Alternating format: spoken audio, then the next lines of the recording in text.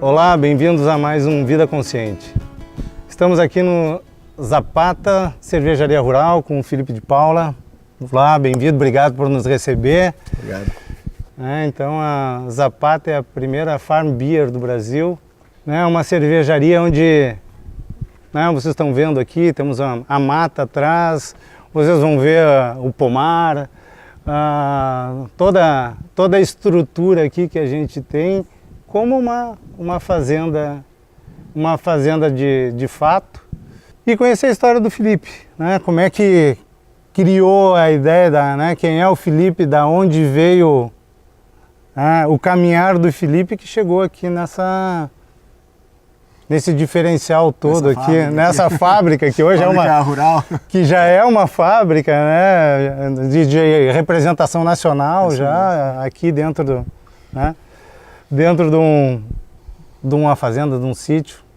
Bem-vindo. Obrigado, Marcelo, obrigado pelo programa e parabéns pelo programa, obrigado pelo convite. É muito bacana estar conseguindo compartilhar com todo mundo aí um pouco da nossa trajetória, do que a gente idealizou. Essa fábrica é um pouco diferenciada, Eu me formei como biologia pela URGS e biotecnologia, sou da campanha de São Borja, então a raiz rural, a raiz do campo vem desde a minha infância, e eu acho que quando a gente começou a idealizar a ideia de construir uma fábrica, a gente queria trazer um pouco desse conceito, desses valores para o ato de construir receitas, para a questão de técnica e assim por diante. Então comecei a desenvolver a cerveja lá em 2009 como cervejeiro caseiro, e quando eu adquiri o sítio Del Bosque, onde a Zapata está inserida, em 2012, a gente começou a construir um plano de negócio para uma cervejaria, que no caso seria a primeira Farmhouse Brewery, ou cervejaria de fazenda do Brasil, que é um conceito franco-belga que os Estados Unidos agregou na década de 80, e veio trazendo grandes novidades e inovação no mercado cervejeiro. Essas cervejarias que estão mais entregadas com a natureza e buscam na natureza a inspiração das suas cervejas, Então a Zapata ela foi fundada mesmo em janeiro de 2015, então durante 2 anos, desde 2012 até final de 2014, 2015, a gente começou a desenvolver receitas, testar equipamento, testar a questão dos resíduos e assim por diante. Nessa minha trajetória com o Felipe de Paula, eu fui testando cervejas, fui me especializando muito na questão de permacultura, agrofloresta, na interação do meio ambiente, como tu falaste, ou na natureza, para a consolidação de receitas e técnicas. E através desse estudo, eu consegui criar essa fábrica que é um pouco diferenciada, que nem a gente estava comentando. Eu me despertei a paixão mesmo por cerveja artesanal quando eu fui fazer metade da minha faculdade na Espanha, em Barcelona. Lá eu tive contato com a cervejaria Dan, é um grupo que faz muitas cervejas lá em Barcelona. E lá eu era microbiologista de formação, como responsável técnico lá, da questão de análise sensorial, análise microbiológica, no laboratório à parte ali. E aí eu descobri cervejas diferenciadas. Dali me despertou, conheci vários rótulos na Europa, e quando eu voltei não tinha esses rótulos no Brasil, eu resolvi, já com o meu know-how de biólogo e biotecnólogo, fazer a própria cerveja. E deu certo. Ficou boa, a galera se divertiu, meus amigos, a gente fazia um evento solidário chamado Rangueira Solidária, onde eu colocava cerveja e comida e o pessoal doava agasalhos. E eram as minhas cobaias, era o meu laboratório ali. E daí a paixão foi ficando cada vez maior pelo ato de fazer cerveja. Era muito curioso como acontecem todas as transformações, desde o malte até virar cerveja, pelo processo enzimático de conversão do amido em açúcar, depois a parte de esse mosto adocicado entrar em equilíbrio com o amargor do lúpulo. E aí todo o processo de fermentação, a produção alcoólica que é linda, e os aromas que libera, os sabores que a gente consegue atingir. E entrou na minha vida como um vírus, assim, não saiu mais do meu sangue, e aí a gente começou a desenvolver esse projeto que hoje já tem aí, vamos fazer 4 anos já nessa caminhada de levar esse conceito para o Rio Grande do Sul e para o Brasil. E é interessante, pegando o gancho que a gente até tinha conversado antes, já tem representação nacional, já tem projeto para estar saindo daqui, ou seja, saindo no sentido de abrindo fronteiras. É legal tu buscar uma ideologia, um sonho e... com certeza. E vê-lo, botar em prática. Exatamente. Acho que o mais legal é tu ver um sonho exatamente se materializar, e tu ver que esse sonho materializado começa a contagiar outras pessoas e começa a ver que bares e consumidores finais também entendem todo o valor e o conceito da tua marca, do teu produto. Então hoje a gente está em 8 estados do Brasil, claro que a nossa maioria de vendas é Porto Alegre e Rio Grande do Sul, mas a gente atinge bastante São Paulo, Minas Gerais, Rio de Janeiro, Santa Catarina e Paraná, mas a região sudeste ali, né? E cada vez mais estão buscando a Zapata exatamente para além da parte dos sabores, da cerveja, que a gente preza por qualidade, tudo o que ela tem por trás além do líquido. Essa questão de ser responsável socioambiental sobre nossas ações, né?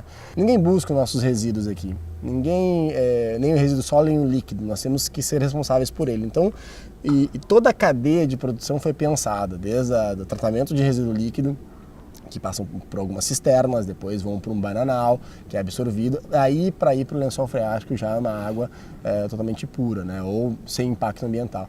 O resíduo sólido também é destinado muito com trocas com produtores locais, por queijo, por leite, por um pedacinho de porco. Essa é uma coisa extremamente interessante de colocar, né? A gente estava conversando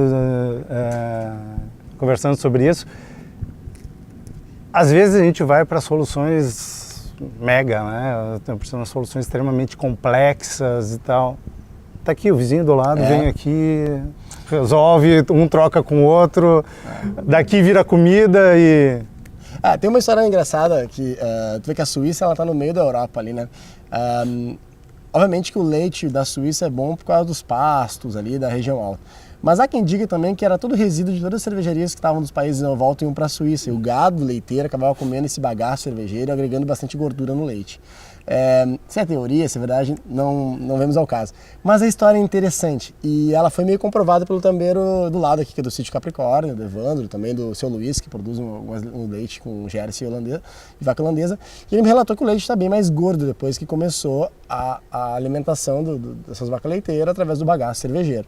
Então ele sim, ele é um produto altamente rico em proteínas, celulose, que pode agregar na alimentação dos animais. E como a gente tem muitos produtores rurais no nosso entorno, tá? Está no coração da zona rural aqui de Viamão, essa troca se facilita, né? E é muito gratificante quando a gente entrega esse nosso resíduo, que para nós tem muito pouco valor, e aí vem um agradecimento em forma de troca, né? Eu comentei. Então é pensar realmente na complexidade socioambiental que gera uma indústria, né? Que em teoria é uma forma de negócio que mais impacta no mundo.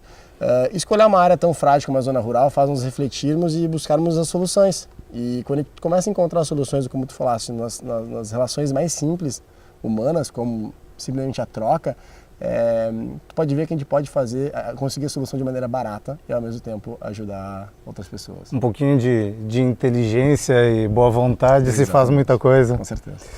Dentro né, quando eu estava buscando um dos assuntos que eu gosto, que eu acho que está em alta, que é a questão da cerveja, o porquê de ter escolhido a Zapata, e a gente está numa região. Quantas cervejarias a gente tem hoje no Brasil? Aproximadamente 700 cervejarias. É difícil de escolher, né? Então, exatamente esse foi o ponto da gente estar aqui hoje, né? Vocês vão acompanhar. É um processo extremamente agradável de entender essa integração. E aí, dentro disso, uma das coisas que o Felipe colocou é que aqui a gente não trata só a cerveja como bebida. Como é que é? Como alimento, né? Então a gente tem que ter essa visão do todo, né, do poder vir, que até por ser uma fazenda, poder vir aqui, compartilhar, fazer né, para nós aqui o velho bom churrasco. A porta está aberta para poder entrar aqui, poder ter um espaço onde pode tomar cerveja aqui dentro, comprar cerveja direto. Essa relação ela é legal, né? Tu vai quebrando as barreiras do portão fechado, do modelo hermético, tu pode permear todo esse lado, né? Acho que a beleza do que tu comentaste, trazer uma outra visão para a cerveja, além do líquido de ser bebida alcoólica, né? Ela é um alimento e se a gente vai analisar historicamente, a cerveja e não o pão, como a maioria das pessoas imagina, é que tornou o homem sedentário. Ele se colocou ao lado do rio Nilo, da margem, para produzir cereais, como cevada, trigo. E se a gente vai analisar, é muito mais fácil produzir, é muito mais natural a produção de cerveja do que do pão. Então, provavelmente, aquele trigo recém-colhido, encharcou, pegou água, aquilo lá fermentou naturalmente, alguém tomou, viu que matou a fome e também teve uma maior contemplação da natureza, assim como eu digo.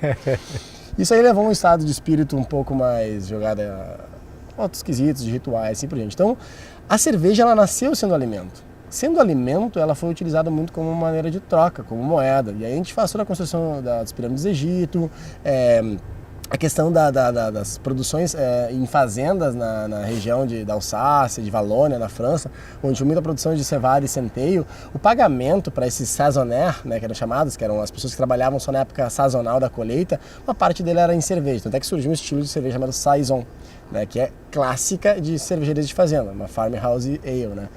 Então a gente olhar o líquido não só como bebida alcoólica, entretenimento, olhar como cultura, como alimento, a gente consegue levar também algo a mais do que o líquido, e sim cultura, que é um pouco do que a gente traz nos nossos rótulos, na concepção da Zapata. Eu acho que existe um elo muito grande entre todos os produtos que a gente consome hoje em dia, entre como é feito e quem consome.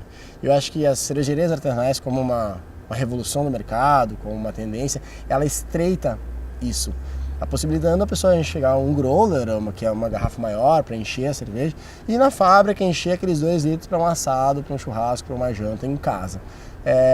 Isso seria incabível se a gente fosse pensar mais ou menos 5 a 10 anos atrás. E hoje é bem plausível. Imagina que a gente tem mais de 50 cervejarias só na região metropolitana de Porto Alegre e quase 200 no Rio Grande do Sul.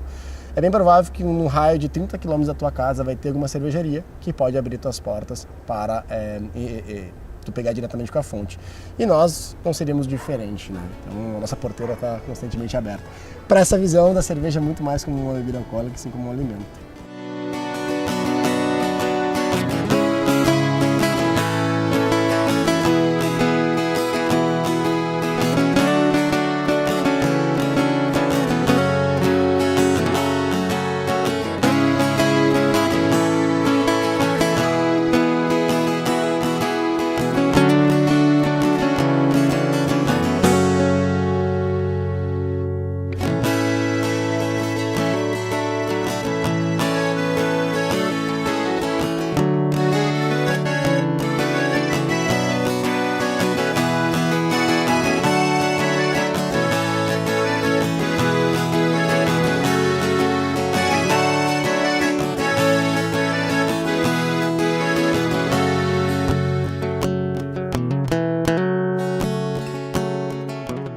Olá, estamos de volta aqui dentro do espaço verde da Zapata. Felipe, a gente estava conversando, né, agora um pouquinho antes sobre a história da Zapata. O que é a Zapata? Como é que nasceu a Zapata? O que tem por trás do nome e disso tudo aqui da Zapata? A Zapata, muita gente relaciona muito a Emiliano Zapata, a movimento de libertação do México, né? A gente não tem um vínculo muito forte com a ideia mexicana. Entretanto, a gente gosta muito do que aconteceu com a libertação do México com Emiliano Zapata. Foi uma guerrilha rural. Ela começou no ambiente rural, em alguns locais rurais, para libertar o México do imperialismo. De fora para o centro. Exatamente. Então a gente gostou muito dessa ideia para trazer esse conceito de como uma cervejaria rural, uma farmhouse, também trazer essa revolução do ambiente rural para o urbano, né? Então a Zapata também, por outros quesitos menores, eu gosto muito da ideia de começar com Z, ela sempre vai ser a primeira de trás para frente, tem repetições de As, e é muito bacana. O movimento também zapatista, ele foi muito coletivo, foi muito autogestionável.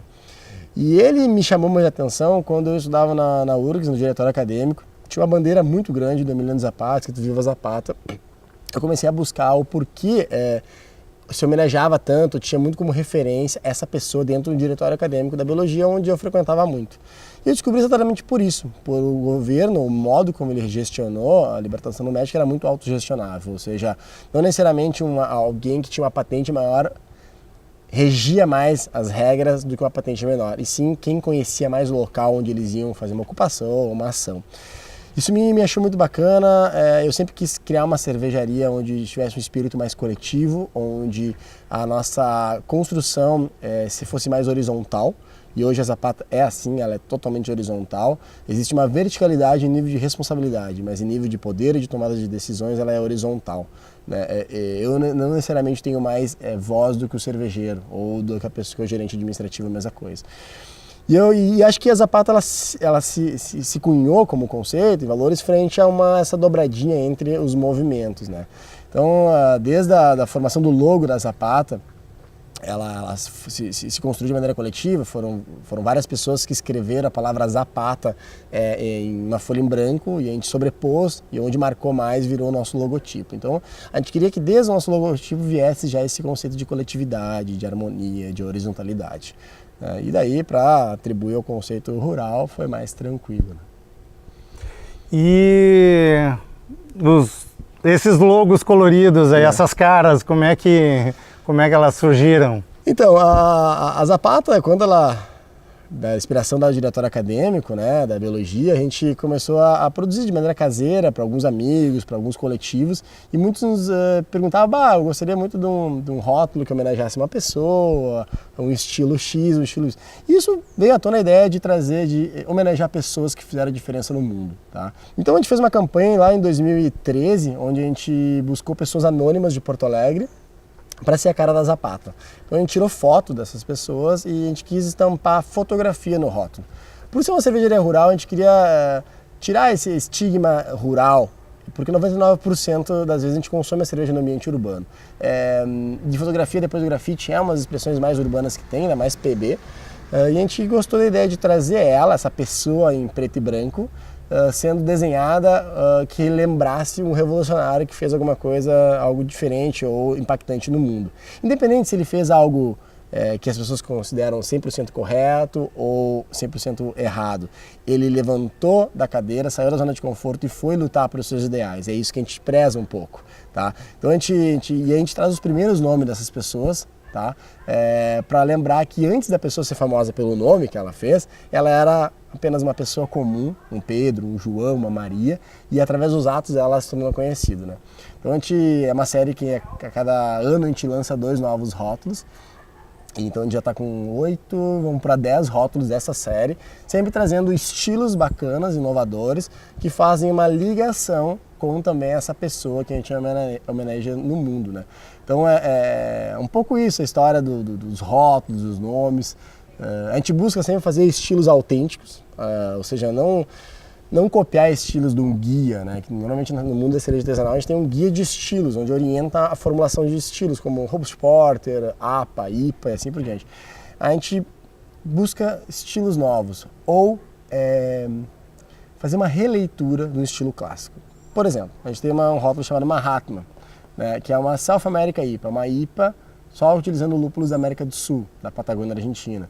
Aí a gente tem uma Robust Mind Porter, uma cerveja escura com toque de café e chocolate, mas que tem um toque de hortelã para dar uma refrescada. O nome dela é Frida. Então a gente tenta trazer o nosso fingerprint ali em cada criação nossa, né? Dentro disso a gente estava vendo aqui, o que são esses tonéis aí? A gente tem vários projetos aqui na Zapata, né? A gente gosta da ideia de fazer as coisas com as próprias mãos, né? Então essa ideia de trocas, a gente faz queijo, a gente faz kombucha, a gente faz refresco, geleia, assim por diante, utilizando todos os artefatos que tem na fábrica, ou no sítio Del Bosque, né? E também nas trocas. Agora a gente está com um projeto de defumação, a gente está criando uma linha de cervejas onde a gente vai utilizar malte defumado. E a gente sabe que a defumação perde muito aroma e sabor quando ela vem das maltarias de maneira mais industrializada. Assim, já que a gente compra 90% dos nossos insumos vem de fora, vem da Alemanha, vem da Bélgica, Estados Unidos, Austrália. No Brasil não tem produções para os pequenos disponível, muito menos malte defumado. Então por que não comprar um malte mais base e nós defumarmos? Então é um projeto de defumação nosso aí, que provavelmente nos próximos meses vai estar surgindo uma coisa bem legal. Então essa visão que eu acho interessante. Por que a gente tem que rotular e fazer tudo com carinha, né, de fora e não poder começar a criar as nossas daqui, com os nossos sabores, com os nossos produtos, com os nossos flavors, né, estruturados aqui? E isso vocês estão estão trafegando mais próximos, né? Nós acreditamos muito na questão do repensar o consumo, né? Pensar a ideia de o que isso está consumindo, o que ele tem por trás. Ele tem que contar uma história, o produto tem que contar uma história para ele se fazer significante frente à economia e o consumo. Então, uma das melhores histórias é tu interligar bons projetos. É tu conter uma simbologia por trás e mostrar para o consumidor final que lá não foi feito simplesmente para fins de consumo ou de venda e focado no marketing de consumo. Mas sim juntar pessoas que têm boas ideias e bons produtos que podem agregar valor a esse produto e a pessoa que está consumindo ter uma experiência única. Então, tipo, a utilização de mel na cerveja já é algo utilizado por algumas cervejarias de fazenda, principalmente nos Estados Unidos, e ele dá um perfil super legal, esterificado, ainda mais dependendo de qual mel é vindo. O mel de laranjeira, o mel de cambará, isso aí dá uma essência. E aí, Marcelo, o link que tu falaste, exatamente esse é o ponto. Quando a gente começar a olhar o Brasil como um hotspot de produção de flavors, que nós somos um gigante, a gente pode realmente pensar num futuro em ter uma escola cervejeira brasileira, realmente que alguns chefes de cozinha estão trazendo essa escola de gastronomia brasileira. Mas a gente tem que olhar para dentro, a gente tem que parar de olhar muito para fora, reproduzir e realmente acreditar no nosso potencial.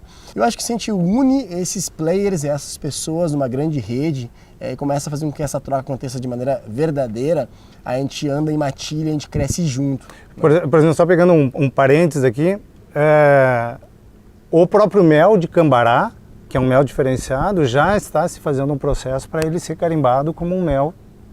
Não sei se o nome vai acabar sendo mel de cambará, mas é o mel claro, o mel branco. Então ele já está, esse é um trabalho que a gente está fazendo aqui no Brasil para que ele tenha, não é produzido em quase lugar nenhum do mundo, é daqui.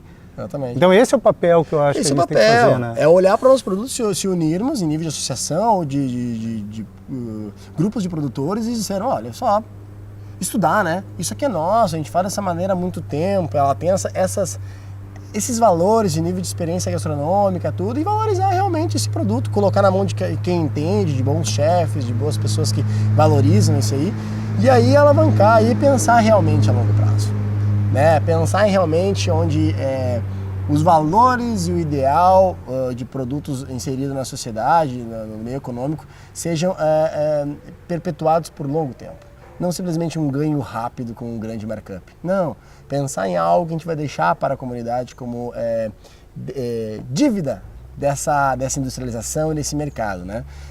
Eu acho que se a gente pensar todos os projetos, ainda mais esses projetos que são vinculados com a natureza, ou de denominação de origem, ou produção, como um presente para a sociedade, todo mundo vai ganhar, inclusive, principalmente nossos filhos. E pegando o gancho, né, do conceito Vida Consciente, né, do conceito do programa e de toda a malha que a gente tem entrevistado de várias pessoas, de várias as linhas, um grande ponto que hoje se tem e é para mim extremamente gratificante, para quem acompanha o programa, acredito que isso também, esse pessoal está todo aí, ou seja, nós estamos aí, né? Onde é que a gente amarra as pontinhas para juntar todo esse pessoal que hoje está aí,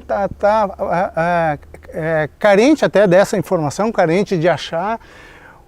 Isso tudo é o componente que eu acho que a gente tem que resgatar. Com certeza. A gente não tem que ter vergonha, o que a gente estava falando do modelo cult nacional e o cult internacional, né? A gente não tem que viver hoje de marca. Eu tenho que me preocupar com que marca eu tenho dentro de mim, quais são os valores que eu tenho e que marca eu deixo para o meu filho. Sim. E ele deixa para o outro e o que a gente está criando. Eu acho que esse é o grande ponto que é a nossa obrigação, né? Como seres conscientes, como pais, como tudo isso que a gente está criando, né? Eu acho que se a gente olhar o radical da palavra consciente é isso, né? Estar ciente de algo que tu vai consumir ou que tu vai repassar, né? E ela está muito agora vinculada à ideia de ter menos impacto socioambiental, né? Então, a gente se preocupa muito em alimentação que nós vamos dar para nossos filhos recém-nascidos. Tem que ter orgânico, E beleza, aí quando a gente fica mais adultinho, a gente meio que coloca qualquer coisa. Toca qualquer coisa para dentro e tá valendo. E aí quando tu fica velho, tu volta a ter esse costume de consumir orgânico. E desde a década de 80, 90, está tendo uma revolução artesanal de tudo. Então acho que a gente está começando essa geração Y e vindo agora a geração Z, que é bem mais exigente, nessa contestação constante para ter uma maior consciência sobre o consumo. Então acho que se a gente começar a ter aumentar o senso crítico frente ao consumo, eu acho que essa rede que tu comentaste, Marcela, vai se fortalecer e aí não tem como ela estourar mais. Essa é a nossa crença. Como é que é? Não adianta só falar, ter que fazer, né? Tem que levantar, sair da zona de conforto e lutar por ações. Então, ficamos com mais um programa Vida Consciente. Espero que novamente tenham gostado de tudo que viram. E estão convidados Com certeza. A vir a Zapata, não só tomar uma cerveja, mas conversar. Conhecer tudo isso. Novamente, gratidão e até o nosso próximo programa. Valeu.